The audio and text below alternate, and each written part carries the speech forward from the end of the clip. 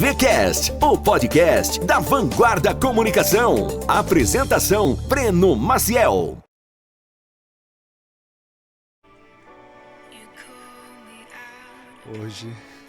Hoje o clima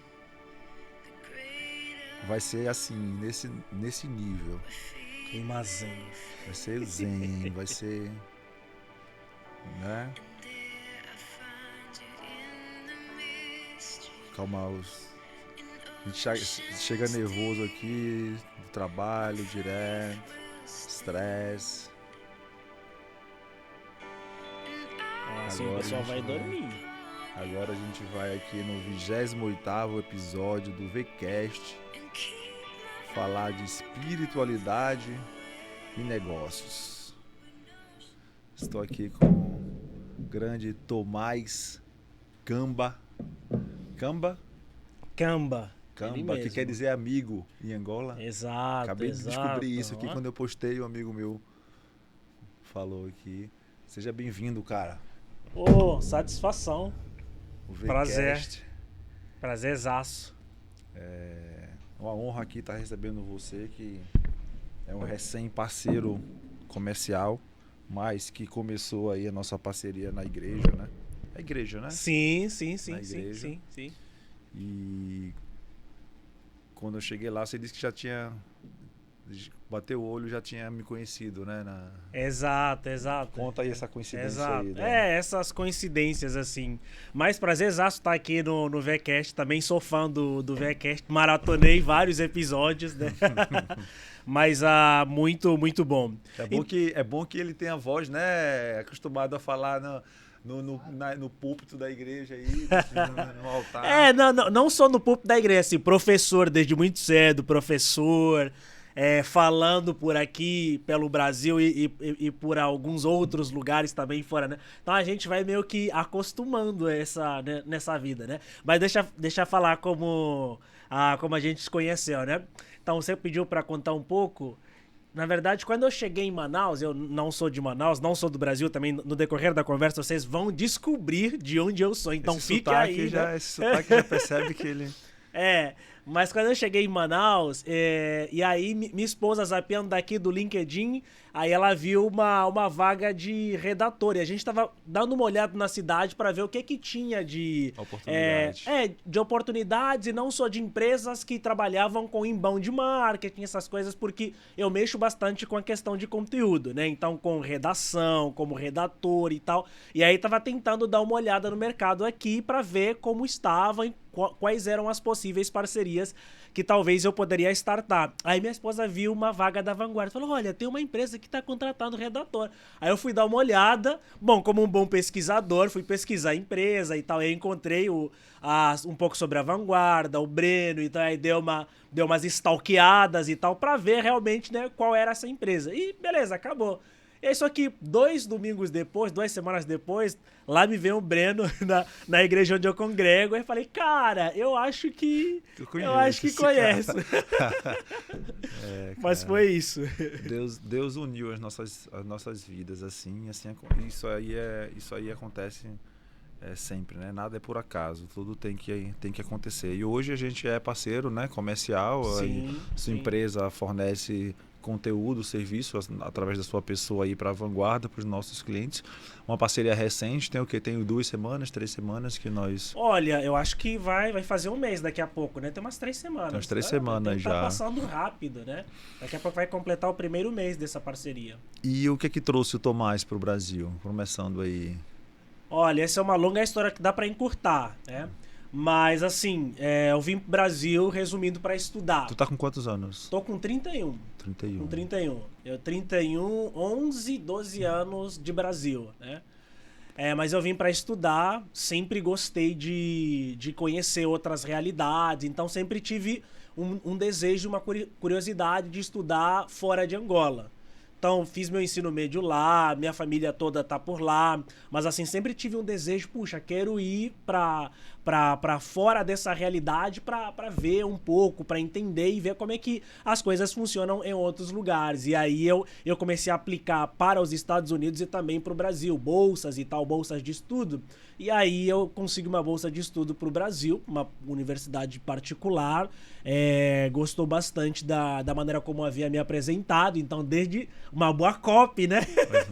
Desde muito eu fiz o gatilho mental ali pra... Nem sabia o que era isso na época ainda, mas assim, me apresentei, que sempre gostei bastante de redação, e aí eles curtiram bastante, me chamaram pra vir estudar pro Brasil. Enfim, desde aquela época até hoje tô por aqui. Isso, em São Paulo. São Paulo. Então cheguei em São Paulo, permaneci em São Paulo durante todo esse tempo, estudando, trabalhando, conheci minha esposa lá, minha filha nasceu lá. E aí, em janeiro desse ano, resolvemos mudar para Manaus. A gente veio aqui ajudar um amigo. E aí, estamos por aqui, por enquanto. Esse amigo, né? Tu conheceu lá em São Paulo? Sim. Esse amigo eu conheci lá em São Paulo, o Jonatas. Somos parceiros de ministérios, amigos de longa caminhada. Então morávamos praticamente próximos, estudamos na mesma faculdade, então acabamos nos conhecendo lá. E aí esse ano, no final do ano passado, na verdade, ele convidou a gente para vir passar uma temporada em Manaus. E aí a gente aceitou o desafio, deixamos as coisas todas lá em São Paulo e viemos para cá. E você veio estudar teologia aqui? Isso. Já tinha definido. Desde quando? De que idade tu começou a se interessar? Tua família já era cristã? Tu já frequentava o meio? Como é que foi a tua conversão? Sim. Olha, minha família é cristã e Angola é bem parecido com o Brasil. Quer nos aspectos linguísticos, por exemplo, Angola fala português, quer nos aspectos culturais também, assim, é muito parecido. Até uma boa parte da cultura brasileira foi muito influenciada pela cultura africana e, tipo, em Angola de maneira particular, principalmente São Paulo, Rio, Minas, Espírito Santo, aquela região ali foi muito influenciada pela cultura angolana, né? Mas minha família toda já era cristã, eu cresci num lar cristão, então desde muito cedo eu sempre fui introduzido ali, minha avó me levava pra igreja, cresci com a minha avó e tal, e aí foi nascendo esse desejo no meu coração só mais tarde, assim, de estudar teologia, porque aos 12 anos eu já dava aulas de matemática, meu tio tinha um cursinho, então eu ajudava dando aula de matemática no cursinho do meu tio. É meio precoce, né? Já começou desde cedo a ficar inconformado. Exato. Então sempre estive envolvido com alguma coisa voltada para ensino, sabe? E aí quando eu comecei a crescer, eu terminei o ensino médio muito cedo, com uns 15 anos por aí. E aí eu fui dar aulas quando eu tinha uns 16 anos. Fui dar aulas na escola mesmo. 16 não, 17. No colégio. Então, tipo, eu dava risada porque os alunos eram da mesma idade que eu, né? Mas, e aí começou a nascer o desejo de querer conhecer um pouco mais sobre Deus e de fazer teologia para ensinar outras pessoas. Porque onde eu estava, eu sempre era a pessoa que ensinava, que falava para outras pessoas a respeito da Bíblia e tal. As pessoas tiravam dúvidas comigo. Então sempre tive esse perfil meio professoral, assim, sabe? Mas você começou a estudar a Bíblia por vontade própria, conhecer, se aprofundar. Não, na primeira vista não foi no intuito profissional, assim, para seguir carreira. Nunca quis ser pastor, na verdade. Nunca quis ser pastor. E aí, essa é uma coisa muito, assim, de espiritualidade, né? Que a gente não obriga as pessoas a acreditarem. Mas, assim, nunca quis ser pastor. Só que chegou um determinado momento que Deus começou a me incomodar muito, assim, a falar comigo. E aí eu falei, tá, beleza. Se o Senhor quer isso mesmo, então eu gostaria de estudar teologia fora do meu país. E aí eu comecei a buscar entendimento por parte de Deus e me preparar, sabe? Buscar oportunidades. É aquilo, se você tem uma meta, você precisa trabalhar em função dessa meta para que ela se resolva, sabe? Então tem a ver tudo com planejamentos estratégicos e tal. E aí eu fui fazendo isso, conversei com minha família, meu tio falou, cara, você é muito novo. Você dá aulas com 17 anos, eu trabalhava pro governo, dava aulas numa escola pública, assim, público-privada. E aos 18 anos, eu recebi um convite para fazer parte também do governo, numa instituição. E aí meu tio ficou muito feliz, só que eu cheguei para ele e falei, não é isso que eu quero da vida. Aí ele ficou muito triste, porque tinha uma oportunidade muito grande de ser alguma coisa no meu país, algo, sei lá, ter um papel de relevância, mas aí eu rejeitei isso porque eu entendia que não era aquilo que eu queria e tava querendo ser pastor. Aí ele falou pra mim, olha, se você quer ser pastor, você até pode ir, mas a gente não vai te ajudar.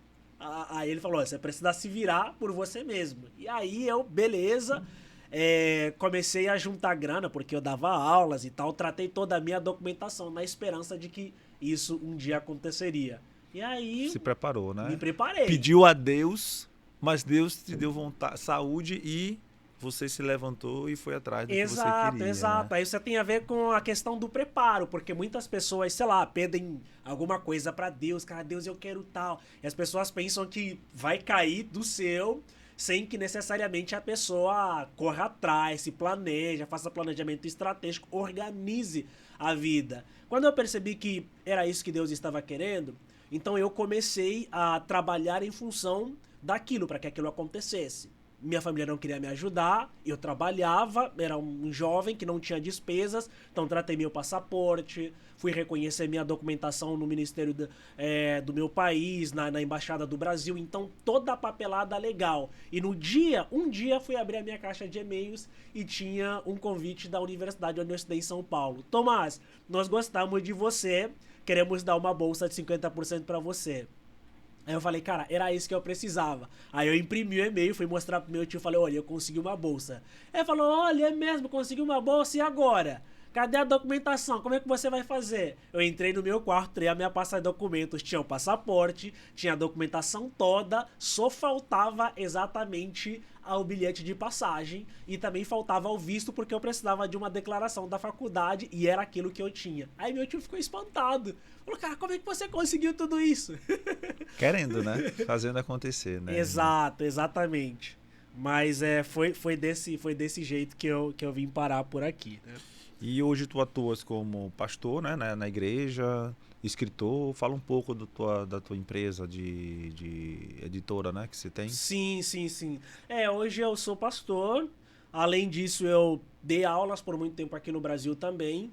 Dei aulas no ensino médio, dei aulas na faculdade, as cadeiras de filosofia para os primeiro-anistas. Aí, nos últimos 2 anos, praticamente eu tenho me dedicado de maneira exclusiva em alavancar o meu projeto, a minha empresa, que é a Editora Quitanda, que era uma ideia que já estava matutando há muito tempo e eu resolvi colocá-la em prática há 2 anos atrás, né? Então eu escrevo, sou escritor, e numa dessas viagens que eu fui para Angola para lançar meu livro, para fazer um evento de publicação do meu livro, eu percebi que tava na hora de começar a retribuir um pouco daquilo que Deus estava fazendo para mim aqui. Então, e aí eu comecei a pensar, tá, como é que eu posso ajudar Angola, sabe? Como é que eu posso ajudar as pessoas a se desenvolverem? E aí veio o Eureka, criar uma editora, que é coisa que eu sei fazer, né? Então, geralmente, quando você conversa com uma pessoa que tem que tá com problemas, dificuldade de vocação, poxa, o que é que eu quero ser? Cara, sempre um dos conselhos olha para algo que você saiba fazer. O que você sabe fazer, sabe? A vocação, qual é o dom, qual é a habilidade. Qual a paixão que você, né, também tem que fazer bem e gostar, né? Exato, porque pode ser que você goste de jogar bola, Breno, mas você não seja um bom de bola, sim, entendeu? Mas pode ser que você saiba jogar bola. Por mais que até você não goste tanto, mas você joga. Então você precisa olhar aquilo que você sabe fazer. Nem sempre aquilo que a gente sabe fazer é o que a gente gosta, mas a gente pode acabar gostando se fazer bem. Então aí eu olhei, cara, eu sei escrever, eu lido bem com as letras, eu lido bem com os textos, então fazer uma editora seria algo extremamente interessante, porque estaria no meu campo de atuação, não só como escritor, mas como professor, como palestrante, e inclusive também como pastor, né, com as coisas que eu atuo. Então eu criei uma editora com o propósito de publicar livros no Brasil e em Angola, e uma parte desses recursos a gente investe para projetos de transformação social lá em Angola. Muito bom. E vende online, e-books também? Não? Isso, a gente vende livros físicos, e-books, audiobooks. Agora a gente está produzindo audiobooks também. Então Tá na Amazon já vendendo? Tá na Amazon, tá em todos os marketplaces, tá. Agora a gente está migrando para alguns apps de audiobooks, né? inclusive está em qualquer lugar do mundo. Quem estiver nos ouvindo em qualquer lugar do mundo, onde livros não são proibidos, você pode entrar em algum site nosso parceiro, que é o da Boa Books, e comprar o livro e receber de lá, né? Então você tem... Semana passada eu participei de um evento da Igreja Assembleia de Deus, e à minha direita estava um empresário que o nome da empresa dele é Salmo 91. Ah, sim, é uma loja muito conhecida aqui, né? E do meu lado esquerdo estava o dono da Queiroz, que era pastor. Olha que e legal. queria ser pastor, né? Mas estava quase no caminho, assim, e o pai chamou ele para cuidar das empresas e tal. Eu achei bem interessante o depoimento dele. E hoje você está satisfeito com o que você está fazendo? Quais são os próximos projetos assim na igreja? Eu sei que a igreja ela ocupa, às vezes, não sei se é por opção ou acaba acontecendo, dela tomar muito tempo e dedicação do pastor. Tu com essas atribuições hoje, com a Vanguarda, com a tua editora, com a igreja, como é que tu consegue conciliar tantas atividades assim? Sim, sim. E eu vi que final de semana eu vi teu stories lá, já estava indo pro interior, para onde é que é Peixinhos? A gente estava indo para a comunidade do Abelha fazer uma ação social. Isso. Tua família te acompanha, tua filhinha?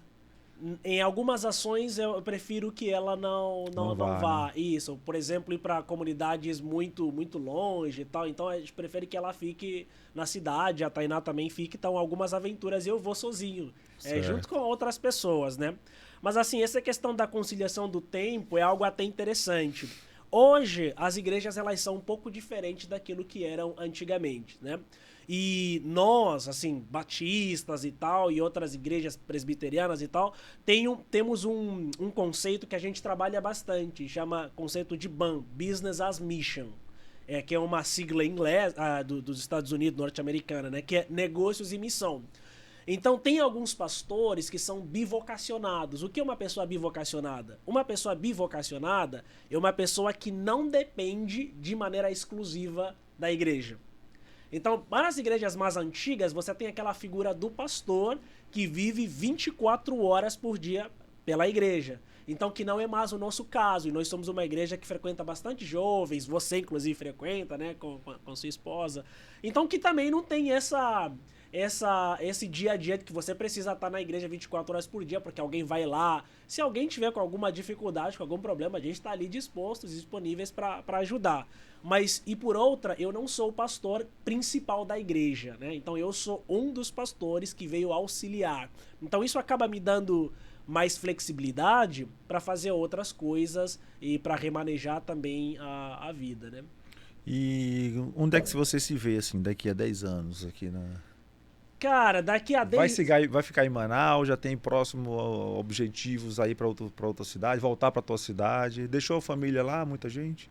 Em Angola? Sim. Sim, toda a minha família tá por lá. Toda a minha família tá por lá. Parentes agora, né? De que depois que a gente casa, família é a esposa e os filhos, né? E filho, deixa os parentes. Exatamente. Tá todo mundo lá, mãe... irmãos, tios, tá todo mundo A internet aproxima, né? Sim.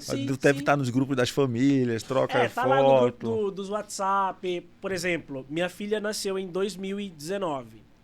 A última vez que eu estive em Angola com minha esposa foi 2018. Minha filha, a gata tava na barriga.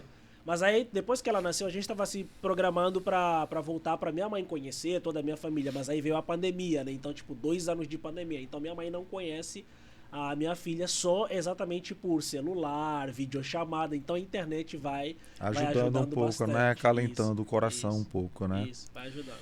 E sobre fé, cara, de que forma você acha que a fé influencia no mundo dos negócios? Cara, essa é uma boa questão, né? Essa é uma boa pergunta, né? Voltando a outra pergunta também que você me fez, onde eu estarei daqui a 10 anos, cara, eu não... Assim, eu tenho meus planejamentos, né? Mas... off, né? Só você e Deus, né? Mas assim, lidar com Deus é um negócio meio imprevisível. A gente fala que Deus é imprevisível, né? Então, há 6 meses atrás estávamos em São Paulo.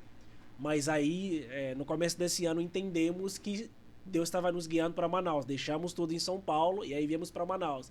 Mas só que hoje você tem a bênção da internet. Eu consigo gerenciar todo o meu time a partir de Manaus.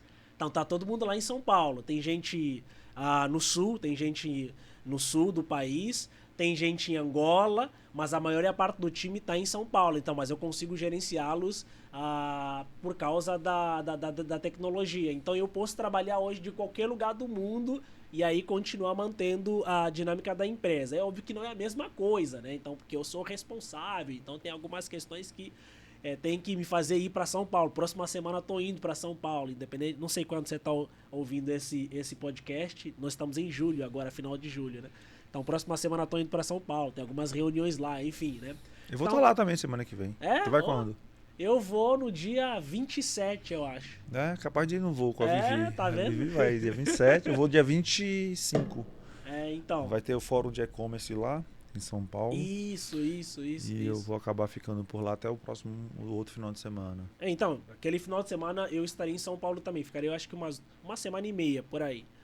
Mas, então, isso tudo acaba... A questão da tecnologia acaba nos ajudando, né? Então, por isso é que, literalmente, eu tenho os meus planos, mas eu entendo que os planos... A gente é quem faz os planos, mas, na verdade, a realização toda, ela vai... Ela depende de Deus. Daí entra a questão... como é que eu lido, como é que a gente pode lidar com a fé e a espiritualidade, né? Eu acho que todas as pessoas são espirituais. A fé nos negócios. A fé nos negócios. Então, eu acho que todas as pessoas são espirituais, de alguma maneira. Todas as pessoas têm uma fé, né? Você pode não ser cristão, você pode ser, sei lá, cada um tem a sua religião, né? Então, religião e futebol não se discute, né? E preferências políticas agora também, né? Então a gente vai entrar no ano das eleições, mas assim, religião, futebol, preferências políticas são coisas que a gente dá um pitaco aqui, mas não discute muito. Mas o teu papel é esse, né, cara? O teu papel como pastor é justamente tocar nessa eu não chamo nem de discutir no sentido da palavra, assim, no sentido mal da palavra, mas sim, entrar numa discussão legal com a pessoa para colocar pontos de vista. Com Inclusive certeza. O papel do pastor, do cristão, é sempre tentar converter as pessoas, tentar salvar vidas, salvar almas e tal. Sim. Não, perfeito, Breno, perfeito. Então não é um assunto que tu pode fugir, como a gente foge de assunto de política, assim. Não, perfeito.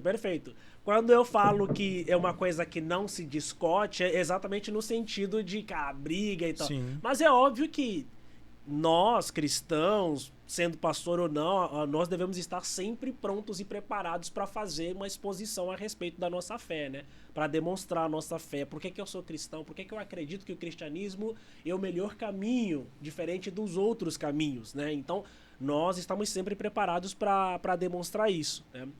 E fé e negócios, cara, quando você olha para a Bíblia, por exemplo, você vai encontrar inúmeros exemplos de pessoas, inúmeros exemplos de passagens bíblicas, de exemplos mesmo práticos de como você utilizar a sua fé e como a sua fé pode ser relevante para os seus negócios, sabe? Exemplifica. Não, por muito tempo, vou dar exemplifica. Abraão, né? Abraão, que é tido como pai da fé. Quando você olha para a história de Abraão, cara, ele era um cara que era rico, que tinha riqueza, assim. E Deus chama ele para ir para uma terra que ele mostraria. E Deus não pede para ele deixar todas as coisas que ele tinha, muito pelo contrário, Deus pede para ele levar tudo, até porque era através daquele processo de riquezas que ele tinha, que ele conseguiria se manter durante a jornada. Então Jesus mesmo fala a respeito do o amor é o dinheiro e a raiz de todos os males. Só que as pessoas, por exemplo, pegam esse texto bíblico e falam: tá vendo? Por que nós cristãos não devemos ser empresários?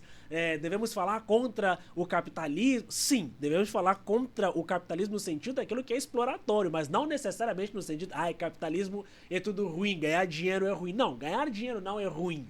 O amor ao dinheiro é que é ruim. Então, topa tudo por dinheiro que é o ruim, Isso, né? Exatamente. Então, o amor ao dinheiro que é ruim, sabe? Não é o fato de você ter dinheiro que é ruim. Aliás, nós precisamos da grana para fazer as coisas acontecer, para ter uma vida melhor, para ajudar as pessoas, para cuidar das pessoas. Como é que você vai ajudar quem tá necessitando? Se você tudo tá dinheiro, né? Até o dízimo ali, se o cara não tiver dinheiro, não tem o dízimo pra igreja. Exato. Daqui a pouco até tô passando a sacolinha do dízimo aqui. Tem online, duas pessoas é o Pix, aqui. vaquinhavecast.com.br. Mas é sério, as pessoas demonizam um pouco, né, cara, a vida do empresário, de quem tem grana, realmente, não só empresário, qualquer tipo de profissão, porque parece que tu. Aí vem outro, né? Não servir os dois senhores, a Deus e ao dinheiro. Então, mas tudo a pessoa pega pro lado ou para justificar que ela não tem grana porque ela segue a Deus, ou é uma justificativa, né, para as pessoas de que não corre atrás, porque Deus não gosta do dinheiro, porque. Eu queria que tu explicasse um pouco isso, cara, essa questão da gente achar que Deus é contra isso, a ambição, a você trabalhar muito para ganhar dinheiro, até porque Jesus ele mostrava uma vida muito simples, né, muito humilde, e parece que aquilo ali é que é o certo, não é, entendeu? Sim, sim. Essa é uma confusão, Breno, que a gente acaba fazendo por falta de equilíbrio e também por uma falta de clareza de interpretar as escrituras. E, inclusive, isso são frutos de construções históricas que foram acontecendo no decorrer da caminhada. E como cristãos, nós abandonamos, por exemplo, o intelecto e a gente acabou ficando apenas para uma questão de fé.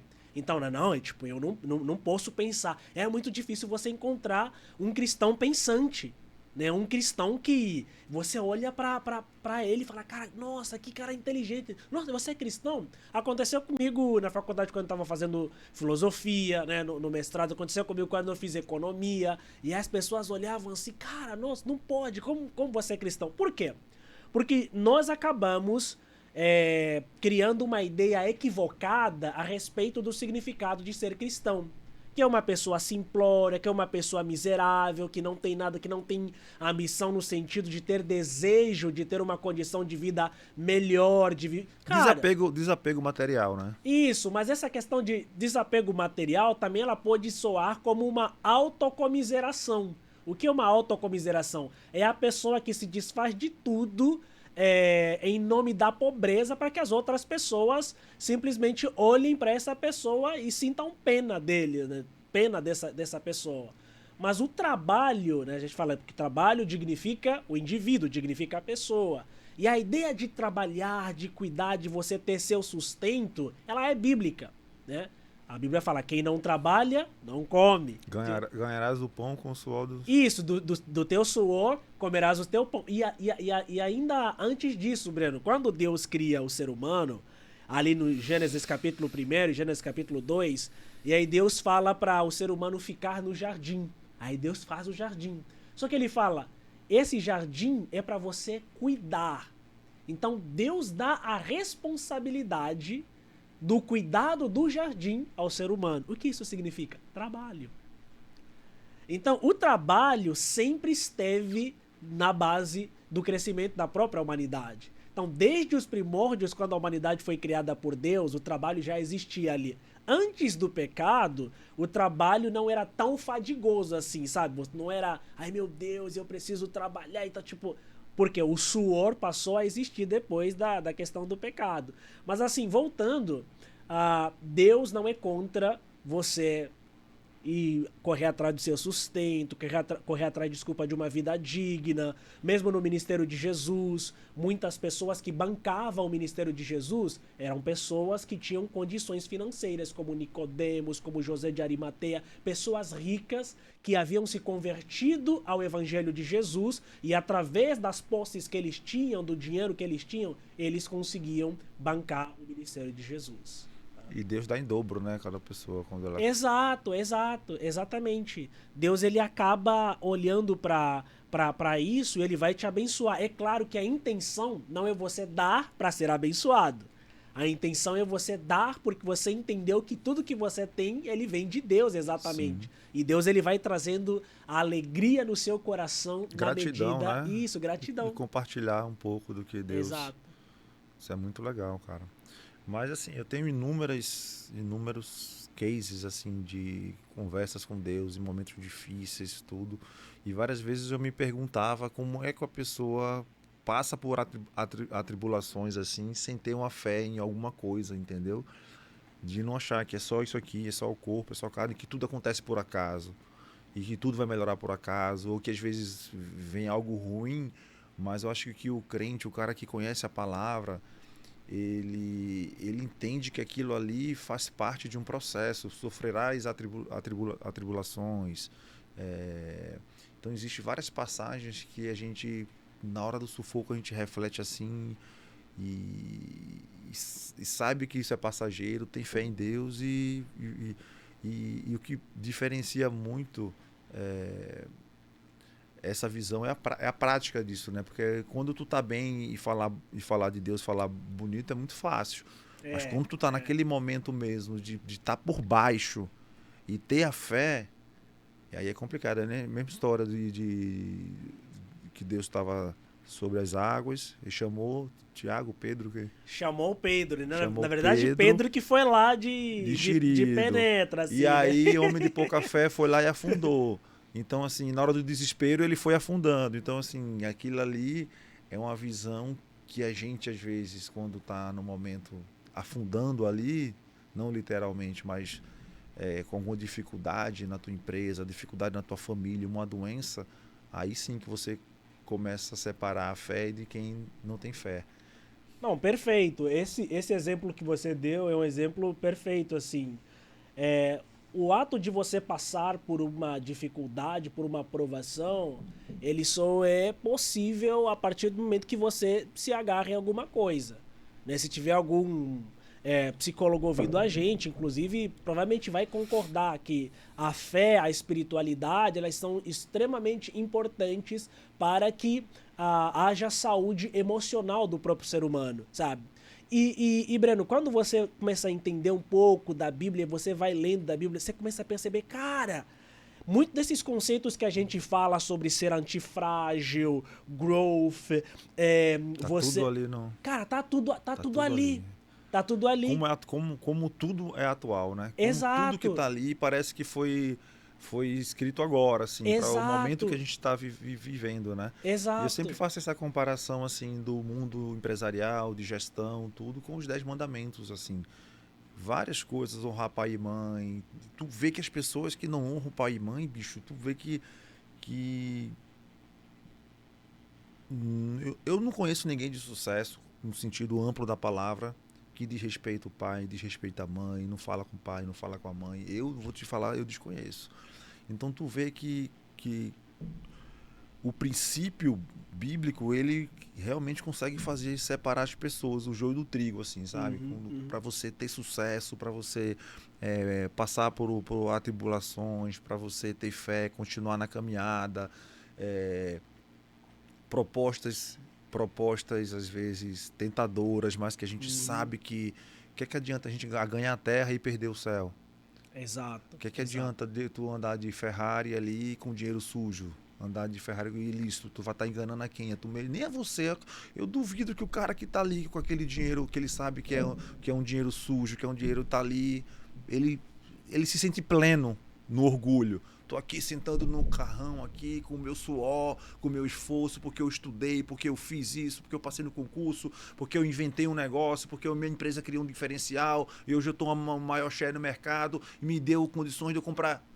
O cara não tem, é o falso mérito. Ele não tem mérito porque tá tendo aquilo, porque ele fez um movimento ilícito e teve um ganho. Então, quando tu tem um conceito cristão, uma visão cristã, assim, tu não se empolga com coisas que não agradam a Deus, né? Sim. É mais ou menos isso. Sim. Não que eu queira ser santo aqui, nem... Eu acho muito... Talvez as pessoas nem saibam que eu frequento igreja, as pessoas nem... Pode ser bom ou pode ser ruim, mas eu não fico postando que eu estou na igreja, eu não fico postando o versículo.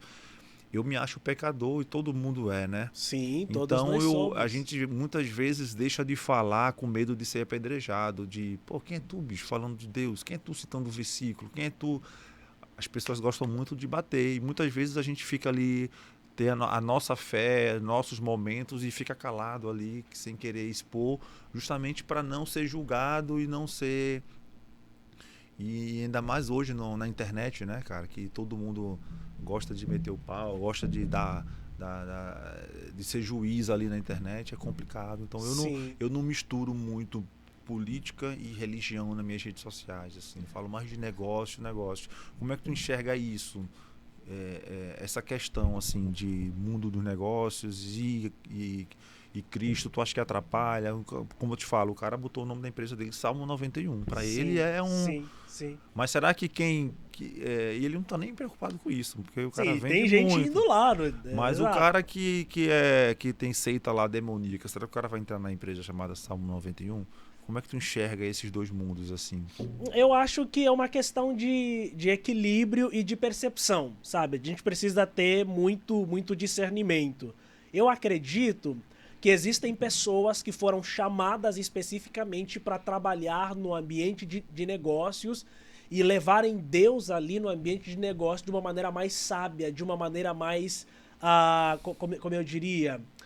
não agressiva, sabe? Mas mostrar Jesus através dos seus atos. Quando vem, por exemplo, uma proposta ilícita, Breno, que vai claramente contra os seus princípios, enquanto tá todo mundo na mesa assinando o contrato ilícito, você fala, cara, poxa, não, isso daqui tô fora. Mas, Breno, cara, são 2 milhões numa taca. Não, beleza. Sabe? E aí as pessoas começam a ver, poxa vida, cara, mas por que tu negou isso?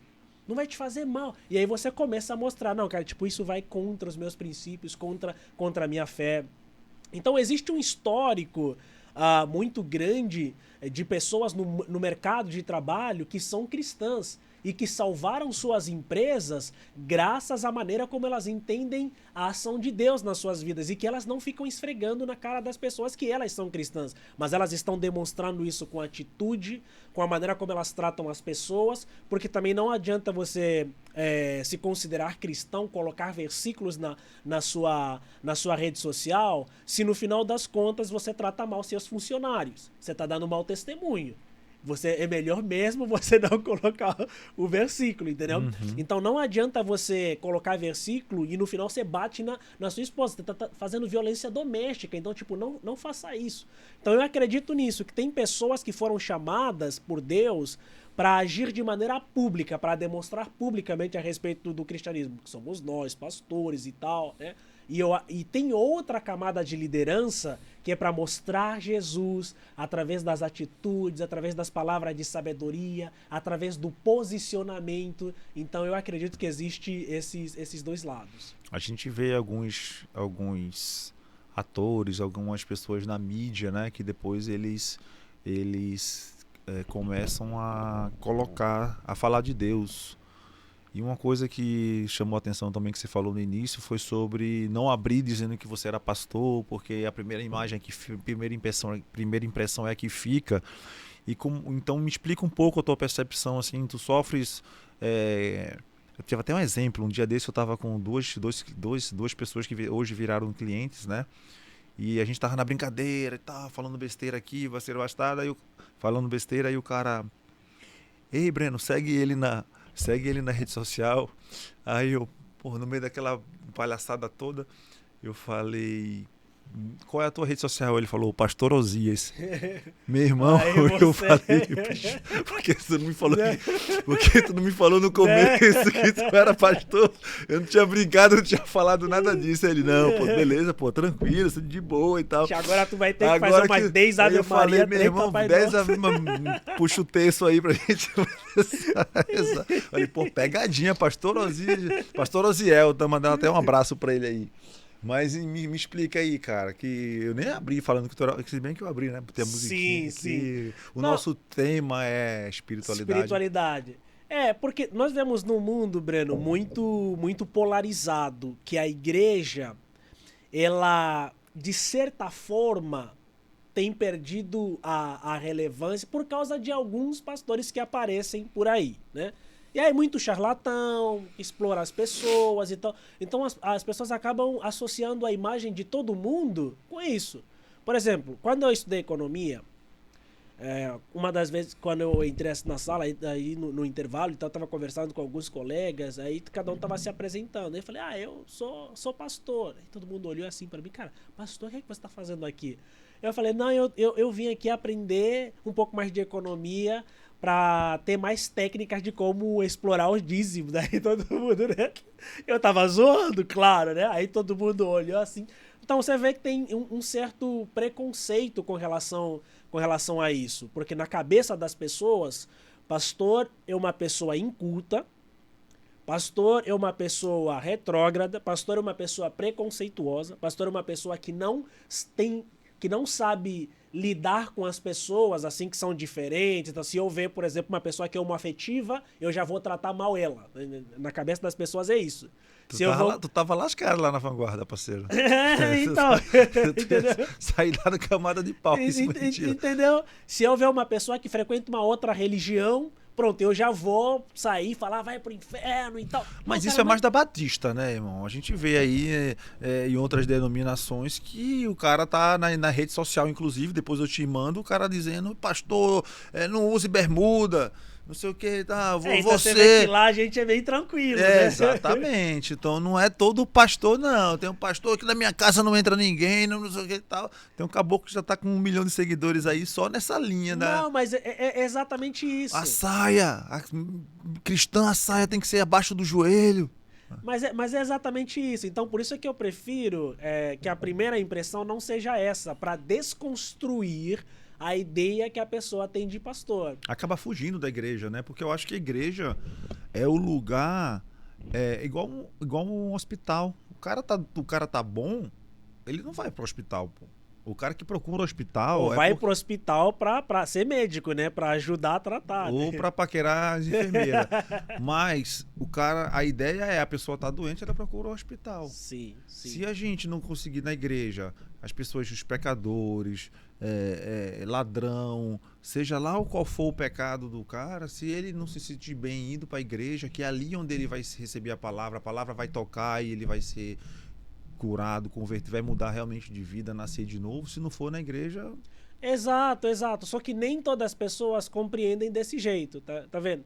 Então, como ainda tem uma boa parte de pessoas que entendem que pastor é aquele tipo de pastor que você vê falando nas redes sociais do jeito que você acabou de descrever, então o único jeito que a gente tem de desconstruir essa imagem é se apresentando de outra forma. Então, tipo, a pessoa, cara, eu nunca ia saber que você é pastor se a gente não estivesse conversando e aí, porque você me tratou bem e tal, sabe? Então, tem isso. Uma vez... Não julgou a pessoa com a roupa que a pessoa tava. Isso, independente. Vou contar uma história rápida. Uma menina, fiz o casamento dela recente, inclusive se tornou uma grande amiga nossa. Ela estava chegando na igreja, lá em São Paulo, e aí criamos amizade e tal, e ela me convidou para o aniversário dela. Então ela era meio recém-convertida e foi fazer o aniversário numa espécie de um pub, né? Então, tipo, um barzinho, né? Sim, um pubzinho. Isso. E aí ela me convidou, e eu fui de bermudão e tal, lá tranquilo. E ela convidou as amigas dele, o pessoal também dela que não eram cristãos. E aí foi, tá, ela toda animada, assim, vou apresentar pra vocês meu pastor e tal. E aí cheguei, fui socializando com o pessoal, e aí na hora ela foi me apresentar, esse é o meu pastor. E todo mundo olhando assim, cara, pastor é você? A gente pensava, né, quando ela falou que meu pastor viria, todo mundo ficou assim. Ficou esperando aquele cara de terno, gravata, a Bíblia embaixo do sovaco. E tal. Né? Então é isso. Mas então esses estereótipos, eles precisam ser cortados para que a gente consiga transmitir o amor de Jesus para as pessoas. Porque tem muita gente que não vai para a igreja porque ela não sabe que ali é o lugar onde ela deveria estar, porque ela já foi machucada, já foi maltratada, já foi pisoteada, foi mal recebida na igreja onde ela foi. Mas assim, nosso papel quando a gente olha para a Bíblia é exatamente acolher todos. Então por isso é que eu prefiro primeiro, né? Deus me deu outras habilidades, sou escritor, professor, então eu me apresento de outras maneiras para depois no final mostrar que também... Eu sou escritor, ajudei a escrever os 10 mandamentos e tal. E se você fosse fazer, a Viviane aqui fez uma pergunta, se você fosse fazer uma pregação sobre negócios, qual seria a passagem bíblica que você se embasaria? Cara, olha, boa pergunta, Viviane. Se fosse um público de empresários, assim, na igreja. Como acontece, né? De vez em quando tem cultos para homens de negócio e tal. Sim. Bom, se fosse para homens de negócio, eu falaria sobre propósito. Existem várias passagens na Bíblia que lidam diretamente com isso, né? Então, livro de Provérbios mesmo, o livro inteiro tá cheio de recomendações, né? Eu lembro daquela da César o que é de César. Toda vez que eu olho aquele imposto ali, aí eu respiro, aí eu faço, dê a César o que é de César, irmão. E dê a Deus o que é de Deus. O imposto aí é um negócio complicado, né? O que tu acha do cristão que só nega imposto? Olha, esse é um assunto bem complicado, ô Breno, porque eu, Tomás Camba, eu acho que o imposto deveria ser bem tratado. Mas como ele não é bem tratado, então fica bem difícil, né? Todo começo do ano ali dar meu imposto e eu não tô vendo onde ele tá indo, né? Então eu sou da... Mas dá a César o que é de Não, César. mas eu dou imposto. Dá a assim, Deus o que é de Deus. Isso é bíblico. Por mais que é difícil, eu não só nego imposto, eu declaro todos os meus Mas impostos. eu conheço mas eu gente gostaria que de é dar. Deus, não. é Jesus Cristo. Breno, Jesus me ama. Aí chega o Dáfio, o cara, não, isso aí não. Eu dou todos os meus impostos, sabe? Não só nego Mas nenhum pra tu ver imposto. como a gente tenta ser, mas todo homem é pecador, né, bicho? Com certeza. A nossa natureza é pecaminosa, Com né? certeza. A gente vê que teu filho pequeno, tu tem tua filhinha aí, e tu vê como já nasce pro mal, né? Já nasce, olha o amiguinho do lado, já, meu brinquedo, é meu. O egoísmo, né? Aquele negócio já fala, gata, você de já ter melhor do que o outro, exato. do que ser só pra ti. Como é que se explica isso? A gente nasce mal e depois a gente vai aprendendo Deus, tudo, e vai tendo discernimento e sendo uma pessoa boa. Me explica um pouco isso aí, irmão, porque a gente acha que a gente nasce perfeito e o mundo que vai deixando a gente mal, mas eu acho que é o contrário, né? A natureza humana, ela nasce voltada para o mal, e você que vai tendo que ter disciplina, né? E conhecimento, disciplina e praticar. E eu acho que a igreja serve muito para isso, para oxigenar, né? Quando você passa muito tempo fora da igreja, parece que tu vai cada vez mais se desvirtuando do caminho, perdendo aquela energia que parece que tu chega no domingo na igreja, tu toma aquele fôlego de Deus, assim, aí durante a semana parece que vai te consumir nos problemas, tudo, aí depois domingo de novo tu já dá mais um gás. Eu acho que isso eu percebo comigo mesmo, na prática, como que quando eu vou cada vez mais me afastando da igreja, mais a gente vai ficando diferente de quando a gente está no caminho, assim. Sim. Então vamos lá, Vamos por partes então, Breno. Respondendo a Viviane. A Viviane. Então, senão a Viviane vai ficar brava. Isso. Responda a Viviane, pelo amor de Deus, irmão. Então, se eu tivesse numa roda de conversa com empresários e tal, existem diversas passagens na Bíblia, mas uma que tem me chamado muita atenção para hoje, assim, falando sobre empreendedorismo e tal, para empresário, seria Eclesiastes 3, que fala sobre tempo. Ok. É que eu falo muito mesmo, aí eu esqueço de tomar água. Pô. Mas é Eclesiastes 3 que fala sobre tempo. Ele vai falar que há um momento certo para tudo. Um tempo para cada atividade debaixo do céu. Ou seja, há tempo para todas as coisas. E aí você vê empresários, às vezes, que, cara, as pessoas ficam desesperadas. Quem está começando a empreender, às vezes, né? Não elaborou um plano de negócio, não prototipou, não fez as etapas devidas, aí o cara já quer chegar como unicórnio. É o arraste pra cima, O cara acha que hoje tá tudo muito fácil, né? Arraste pra cima e faz 6 em 7. 6 em 7, entendeu? 6 em 7. Se o cara não fizer 6 em 7, ele não esquece, volta pra... E não sabe que o negócio estruturado requer consistência, tem que começar, né? tempo, que step o crescimento... by step, tem que fazer ali passo a passo, entendeu? Então, se fosse algo que eu aconselharia as pessoas, seria isso, cara, faça as coisas de acordo com o tempo. Cara, quando a gente olha pro Érico Rocha. O Érico Rocha, quando a gente olha pro Ícaro Carvalho, quando a gente olha pra esses caras, Pablo Marçal, sei lá, quando a gente olha pra esses caras, você fala, cara, meu Deus, o cara tá fazendo 6 em 7, tá estourado. Mas tá, o cara não começou isso hoje, sabe? Não começou isso hoje. Tem um histórico, tem um background ali. cara ralou, o cara construiu relevância, né? A gente fala bastante no mercado, né, de comunicação, construiu relevância, ele se tornou relevante. Você não se torna relevante do dia pra noite. Você pode até ter visibilidade, mas se tornar relevante é outra coisa. Você pode fazer um vídeo, sei lá, fazendo o número 2 no vaso, né? E aí você tem visibilidade. Cara, bomba, você tem 1000 views, né? Ou Luva de Pedreiro, né? O cara tá ali, não sei se você viu esse. Sim.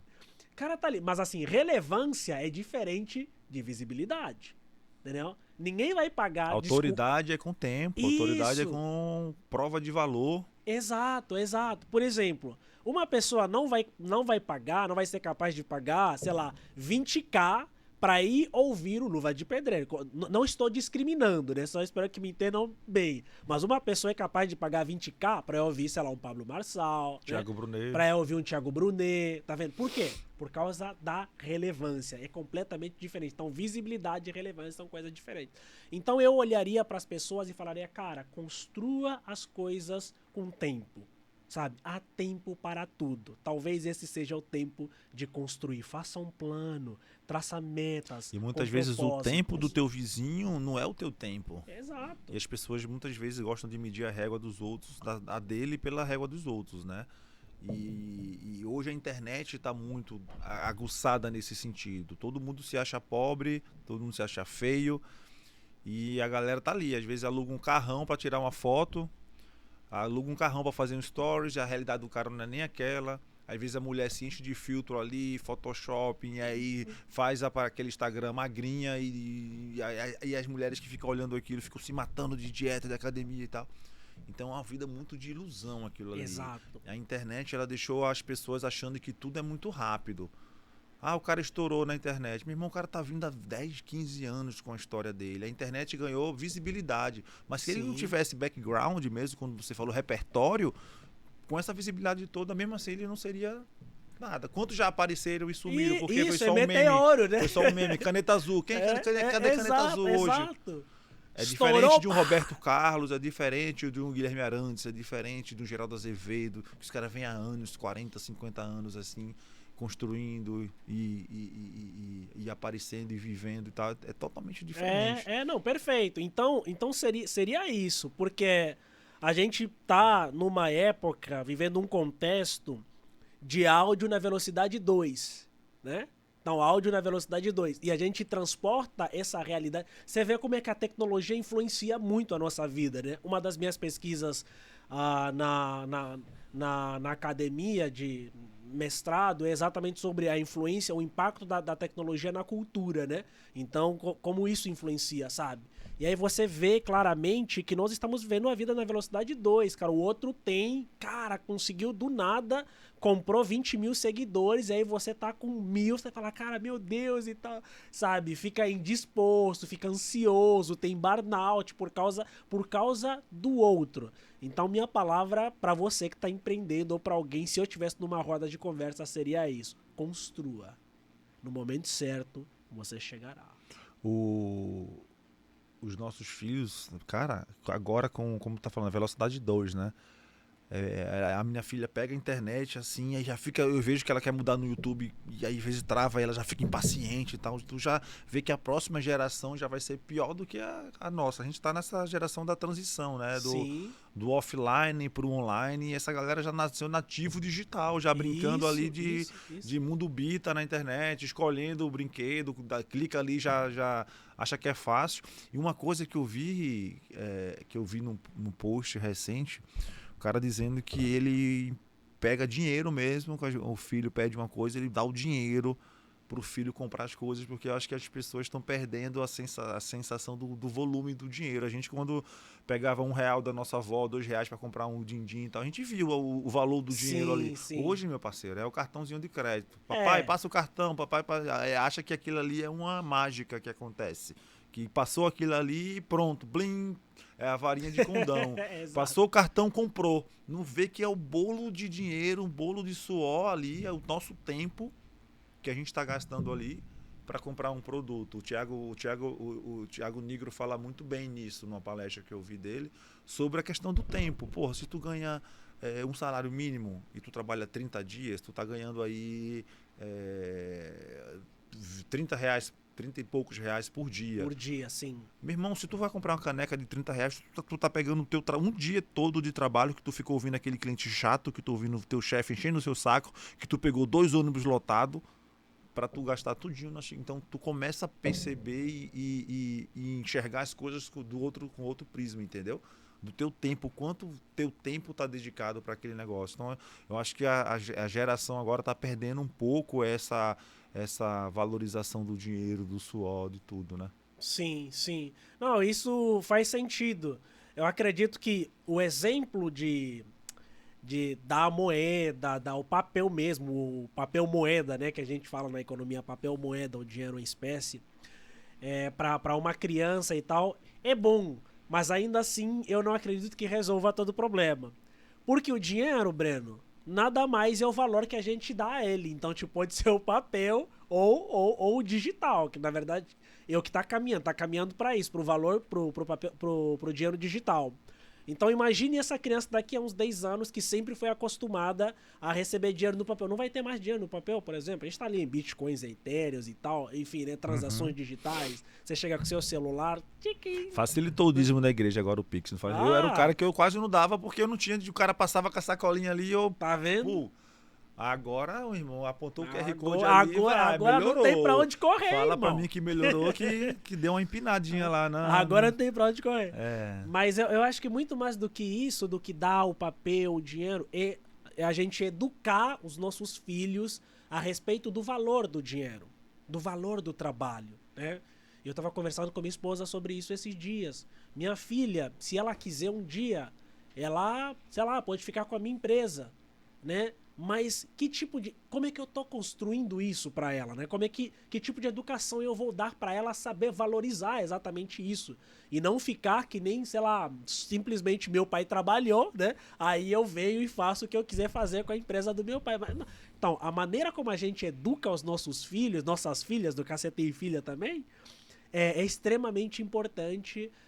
E impacta na maneira como elas vão se desenvolver no Isso futuro. vale um podcast só sobre isso, irmão, porque é uma situação difícil. Eu fico me perguntando muitas vezes. E eu sou um cara que eu vivo nesse mundo empresarial, né?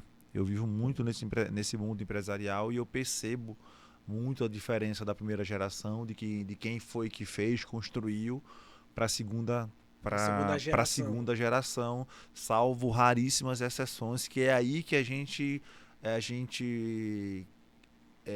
valoriza ainda mais a educação. Sim. Porque a gente que se fudeu ali para trabalhar, para estudar, para conseguir uma bolsa, para mudar de país, para conseguir hoje construir alguma coisa. Pra ralar aí. A gente trata o ser humano diferente, não trata, não?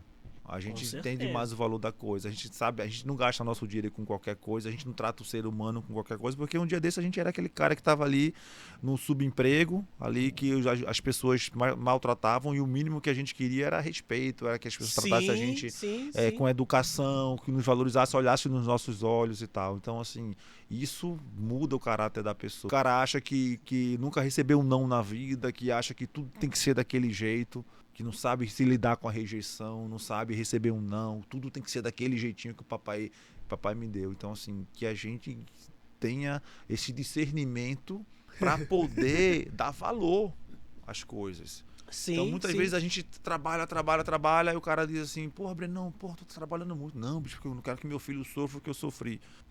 Às vezes a gente quer tanto aliviar a barra da segunda geração, não vou aliviar a barra do meu filho, não vai pegar ônibus, não vai fazer isso, não vai fazer aquilo. Aí quando cresce, não sabe Sim. lidar com as coisas porque não passou dificuldade. Não, perfeito. Eu já participei em várias rodas de conversa, até mesmo, como eu lido bastante com juventude e tal, lidei bastante também com jovens e adolescentes, às vezes eu era convidado para conversar sobre algumas coisas, por causa de dar aulas no ensino médio.